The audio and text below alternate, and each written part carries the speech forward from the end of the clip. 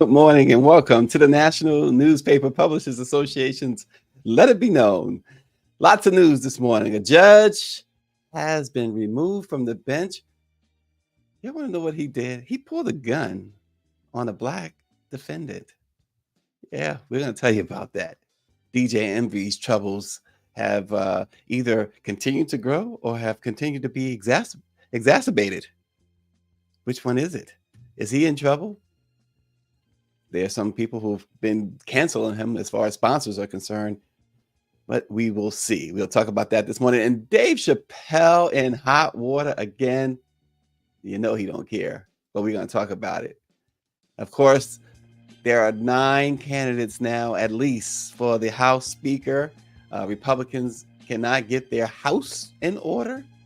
We'll talk about that this morning. And Tyler Perry's finally opening up about his bid to buy BET and what really happened there. And how did this happen?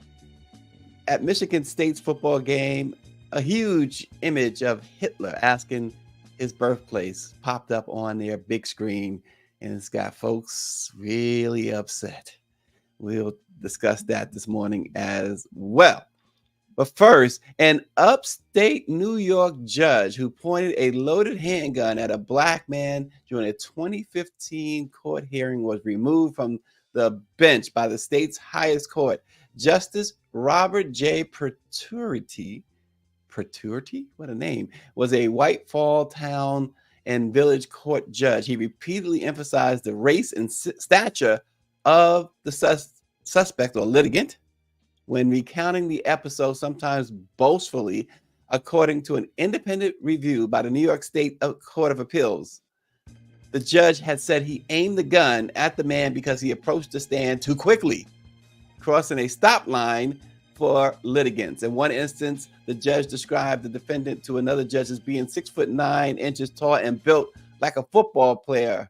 But in reality, the man was only 6 feet tall, 165 pounds. He compared him to LeBron James, but he was more like Allen Iverson.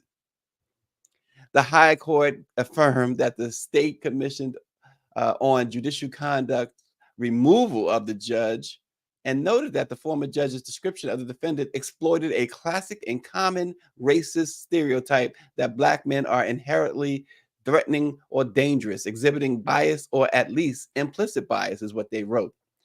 This guy pulled a gun because he said that the defendant or the litigant moved too quickly. And then he went on to boast about this big black man. I pulled the gun on him and was loaded. His defense should have been he was loaded. Oh, man, oh, man. And so now he's out of a job. And David Youngblood says they were right to remove him. We should have a court watchers team in every criminal court. And Austin makes this point. His sentencing of black men and women for his tenure needs to be reviewed. Empower 96 says, keep it real. Most white judges are racist. I'm only shocked when a white judge does the right thing. And the idea of court watchers, this is why you're supposed to have good media. And we saw it through so many cases where you watch how the proceedings play out and it's like, OMG, you got to be serious here. And now we have like no real media except the black press to cover these things. And so the beat goes on.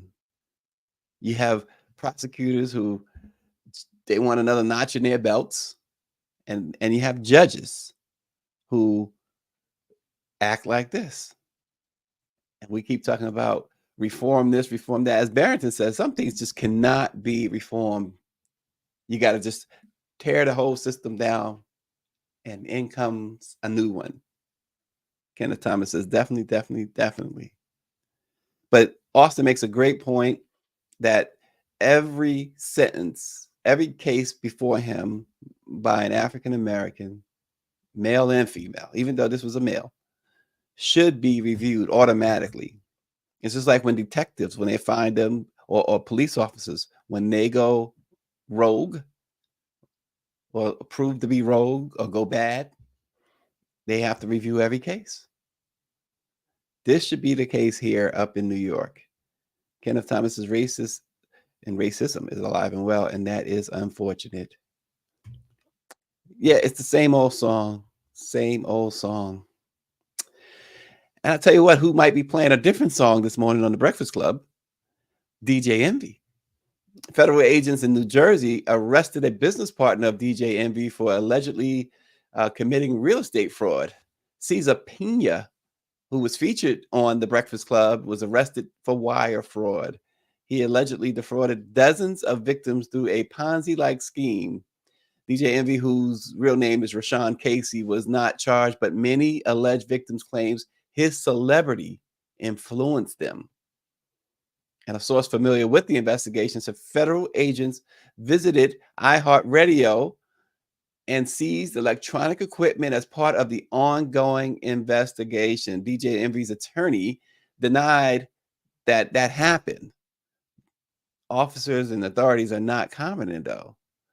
DJ Envy did partner with Pena to teach on generational wealth and home buying to uplift the community on the Breakfast Club. And he said, I did these seminars and brought industry professionals to all of these seminars. He says, now, Caesar, if he took money, I wasn't privy to it, nor did I even know. But I do understand how people feel if they did give him money.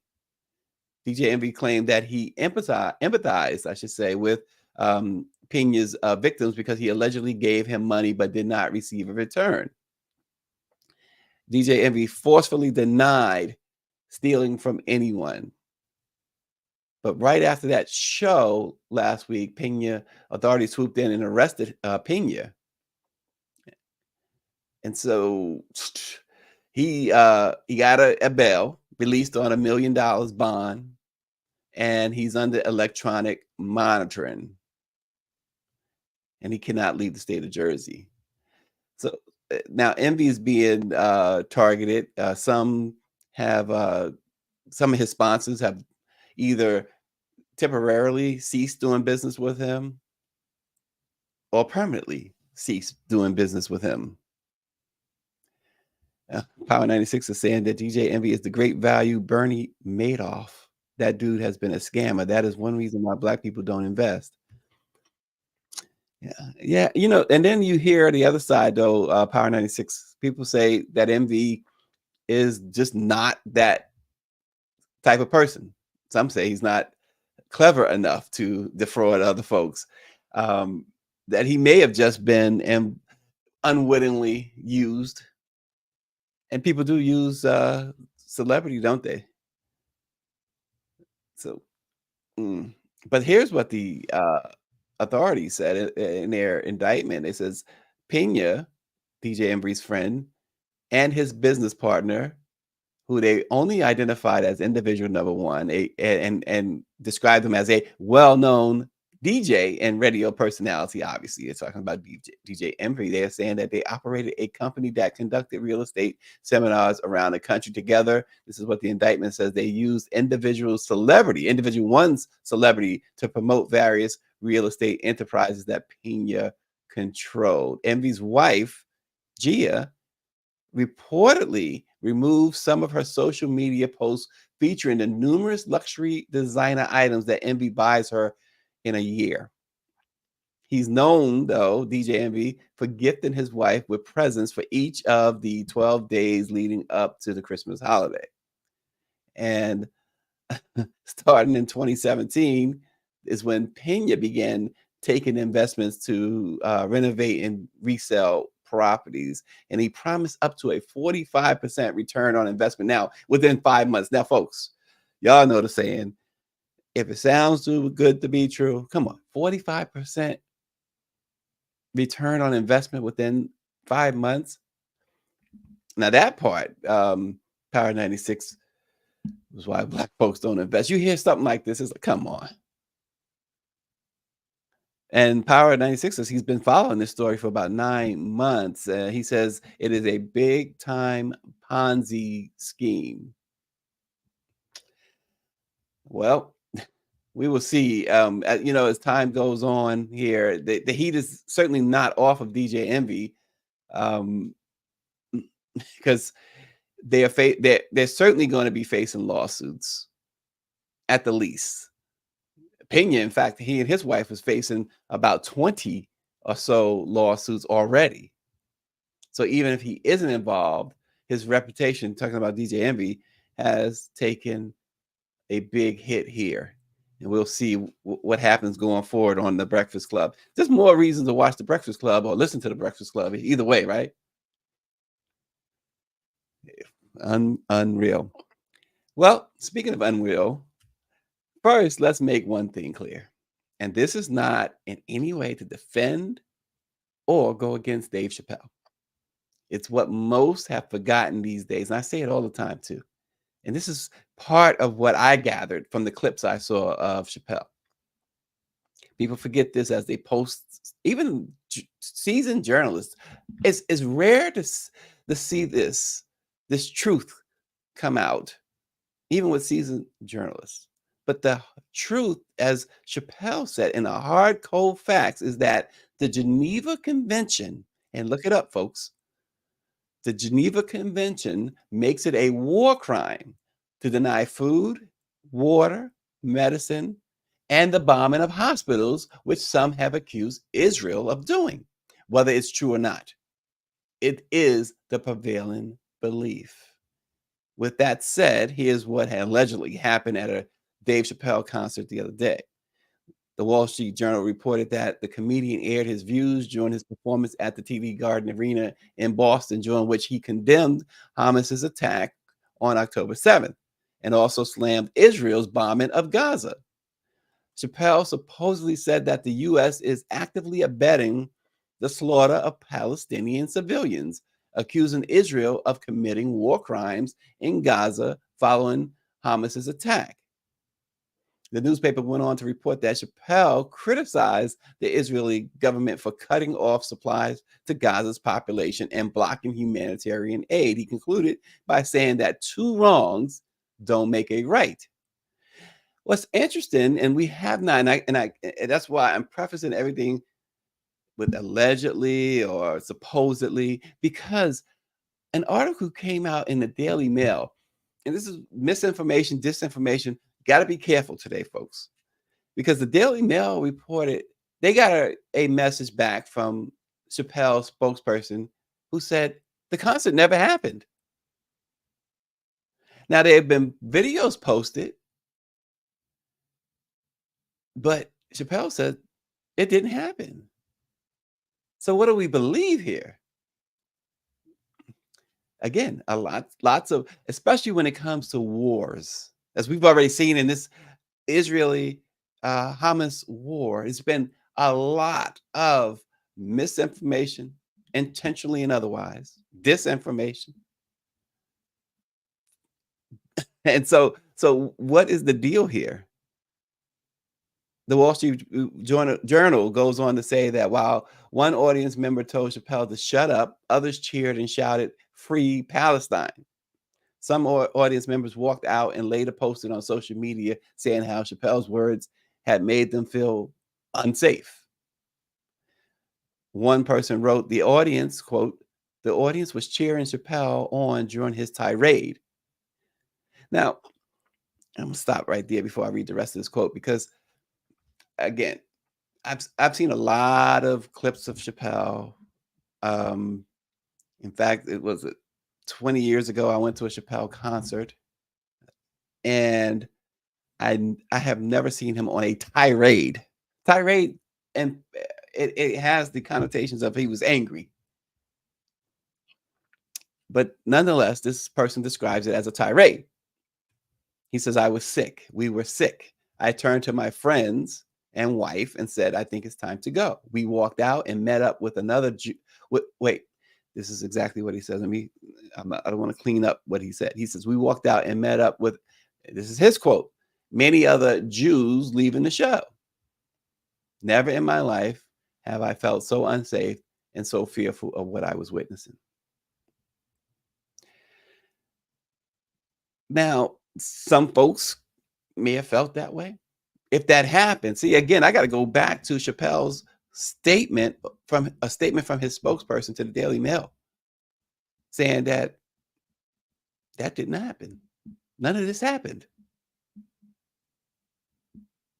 And Mike V says they didn't feel unsafe on January 6th, but they felt unsafe at a comedy show by a black man. Really? Yeah. Sometimes it makes you wonder. Again, I don't sit in that person's seat. I don't walk in his shoes. But and there's a lot of things in this world to be afraid of. But there has never been any reportedly anyway. Like I said, I've only been to one Chappelle show way back when. But I'm pretty sure I would have heard of had there been any incidents of people being attacked or feeling unsafe at a comedy show. I just think that sometimes we tend to uh, project and overreact on things, particularly when we are giving a comment to media members or writing something on social media because we know the clicks are going to come afterwards. And again, I don't know this person. He may very well have felt this way. Not trying to take away from it, but I'm just saying this is a comedy show. There's no hit. This is not. I hate to say this, but it's not one of them. You know, rap shows way back when they used to constantly be brawls, whether it be at Nassau Coliseum, Madison Square. It was always a brawl in the stands, always. So if you went to a rap concert back in the 80s and 90s, early 90s, chances are it certainly depends on who was playing, but it was going to be a brawl. Somebody's going to get hurt, beat up, jumped. But at a comedy show, and I know this is a sensitive issue. It's a very sensitive issue. Power 96 says, see, it's cool when Dave is using the N word and making fun of black people. But it is a problem when he tells the truth about Hamas and Benjamin Netanyahu. Austin Cooper says, did he or they ask for security to escort them to their cars? See, folks, again, misinformation, disinformation. Now I'm going to put in a very shameless plug for the Black press. 196 years of being the trusted voice for Black America. You cannot go by, even if you read it in some of the so-called top mainstream news outlets. It's CNN was slammed the other day for changing and misreporting the hospital situation over there in Gaza. And they called out big time. You cannot just take folks as well. Dave Chappelle is an easy target today for some folks. But the one thing about that guy is that he's going to say what he feels. And it's up to you or anyone. I don't think Dave Chappelle can incite folks to do something, to attack, for instance, LGBTQ people, because he's not about that anyway, or attack Jewish people or Palestinian people. I think he's just seeing something and saying something. And people should just take it just as that. He's a comedian. It's as simple as that. He's a comedian. He makes you think about stuff, whether you agree with him or not. And isn't that the beauty of just the human being? You get to be able to voice certain things and have a conversation. And he's had conversations. And again, I don't want to sound like I'm defending the guy. I don't know Dave Chappelle personally. But I'm saying, watch how you take in information, folks. Be careful who you take it in from. Take it in from whoever source you want, but test it. Test the information. Don't just run with it. And what I'm hanging on here is that First and foremost, he makes a point about the Geneva Convention, which is absolutely spot on, but absolutely ignored. Because if you also, okay, if Hamas, which is considered a terrorist group, you cannot expect them to abide by the rules of engagement. We didn't expect it from Osama bin Laden and his people. We saw what the devastating thing and the disgusting thing that they did. But but you're talking about the US, you're talking about Israel, you're talking about countries that have Hamas and Osama bin Laden. They didn't sign that Geneva Convention. The US did, Israel did, Russia did. They all signed it. The rules of engagement was all signed by these nations. So one of the points that he allegedly is making here is you're supposed to abide by that. You're not supposed to attack civilians. And who among us disagrees with attacking helpless babies and moms and just the everyday citizen who has nothing to do with the war?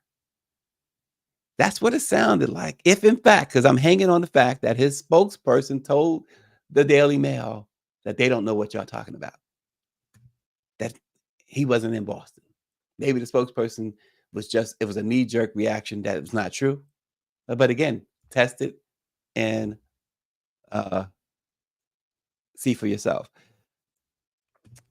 Moving on to the chaos. You talk about chaos.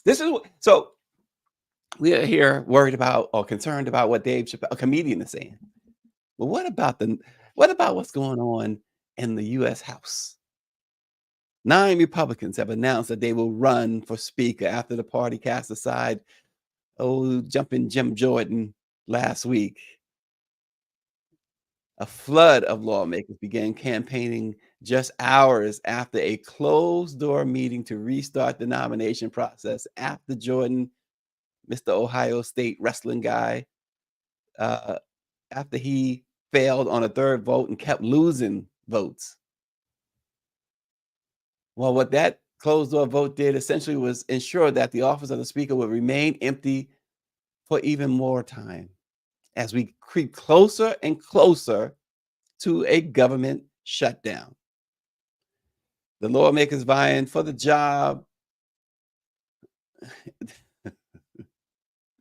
they include veterans of the House, chairman, top members of the Republican leadership, and a sophomore. Virtually none have the kind of commanding national profile normally required of the Speaker, who is not only second in line to the presidency or third in line to the presidency, but a key fundraiser for their party's efforts to protect and expand its majority. Aunt Pam says it's a hot mess. You know, when Black women say it's a hot mess, it's a problem. It's a real problem when Black women start saying hot mess. That's why, like, you get dressed in the morning and you got a sister or a wife, and you look a hot mess. Just don't even leave the house that day. Don't even, a hot mess. Anyway, Republicans, Republicans will take another vote on Tuesday to see if they can get a nominee and then go from there. But again, we're creeping ever so closer to that November 17th deadline for government funding. But just as pressing, as we have already mentioned, the war that's going on in Israel, the war that's going on between Russia and Ukraine, the president is calling for funding. Power 96 says at this point, the GOP should bring in the Gong Show to decide the next Speaker of the House. Remember that Gong Show? Bong. And that's what keeps happening.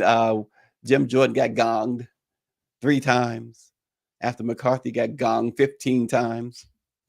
David Youngblood says he thinks Tom Cole will be the next Speaker. A handful of these real MAGA Republicans led by Matt Gaetz of Florida, of course, they led the charge to get rid of Kevin McCarthy with no plan, obviously. with no plan. That is called chaotic. It's like leaving a job without having another one lined up, but yet you got like a ton of bills waiting for you. And that's the situation here. McCarthy went on Meet the Press yesterday, and he said the situation is embarrassing for the Republican Party. No kidding. No kidding.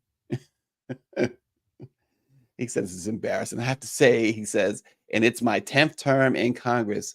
See, there's the problem right there. That's one of the problems, isn't it? Many people will argue that's one of your 10th term in Congress. Why are you in Congress 10 terms? Politics 101 decades ago used to be that you do not make a career out of it. 10th term. And that's why you got people like Dianne Feinstein dying in office at 191, or whatever age she was. And you got others who won't give it up. It's all about the power. It's like, was it Scarface? You get the money, you get the power. You get the power, you get the women. It's just crazy. Just crazy. Well, tomorrow we'll see. We will see if they come up with a nominee for the speakership. And the big question is, will they be able to get 217 votes? And it's a joke to see McCarthy blame the Democrats. How do you blame? They have nothing to do with it, really. They're just there almost as spectators, because their 212 votes will continue to go to Hakeem Jeffries. There's not going to be a change there. And they're just telling you, you are the majority party. The Republicans are the majority party. So you've been elected to be leaders, and they have not been able to produce a leader. Turning our attention now to Tyler Perry. Remember earlier this year, there was a whole lot of hoopla about him buying BET. In fact, one of his friends, Rolanda Watts, told us that the deal was done. So we reported that the deal was done, that he was going to buy BET. But it turned out it didn't happen. And now we can kind of see why his friend, would said, because apparently they did have some sort of understanding of a deal. But Tyler Perry described the process as disrespectful when Paramount Global and made BET available for purchase. He says, after speaking out more than 2 months after the company that owns VH1 and BET Studios, BET Plus, and the BET channel stopped accepting bids because, quote, a sale wouldn't result in any meaningful delivering of its balance sheet. Tyler Perry said that the price tag that Paramount Global placed on BET exceeded the media company's value. He says, and this is a quote from Tyler Perry, I was disappointed about it for a number of reasons. The way it happened was disrespectful in a lot of ways. Don't try to get me to pay for something that's not worth anywhere near the value, he said. They claimed that one offer Tyler Perry made was for as much as $3 billion. That was the Wall Street Journal reporting that. It's still unclear. He didn't confirm what exactly he offered. But here's the other thing. Tyler Perry owns a stake in BET, so he has an idea of its worth. Diddy and Byron Allen also were in the mix. They were names in the mix of potential BET buys as well before Paramount took it off the market. But BET continues to be filled with Tyler Perry programming. And yet, here we are. They can't make a deal. Perhaps a deal will come eventually, but it's just not happening now. Tyler Perry says that Paramount was very disrespectful. And people are comparing that to other attempts by African Americans to buy networks. And when it came down to it, even though the prospective owner, black person, was ready to ante up, they pulled the plug on the sale. So there's a lot of speculation as to why. Power 96 says BET should be paying me to watch those reruns. Well, what happened over the weekend in Michigan? Michigan State University on Saturday had to they had to offer an apology for displaying an image of dictator, Nazi dictator Adolf Hitler on his scoreboard. I mean, it was a huge picture of Hitler on the scoreboard. It was a pregame quiz at Spartan Stadium, and they said the quiz was asking like, where was he born? And it's just, who authorized that? Particularly, I mean, anytime is bad, right? But particularly now. They say, "We are deeply sorry for the content that was displayed, and this is not representative of our institutional values," the university said in a statement. "MSU will not be using the third-party source." Here we go. They're blaming someone else. They will not be using the third-party source going forward and will implement stronger screening and approval procedures for all video board content in the future. This is their statement. Those things just don't pop up on their own. They're saying a third party. These things are because it's 80, 90,000 people in the stadium, because it's Michigan's responsibility.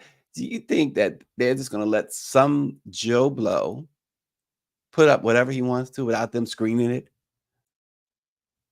No, this somebody within Michigan State, not a third party, but somebody has to answer for that. They have to answer for that. And by the way, they lost the football game 49-0. Austin says, "I'm less concerned about the borders and more with video content screeners like this."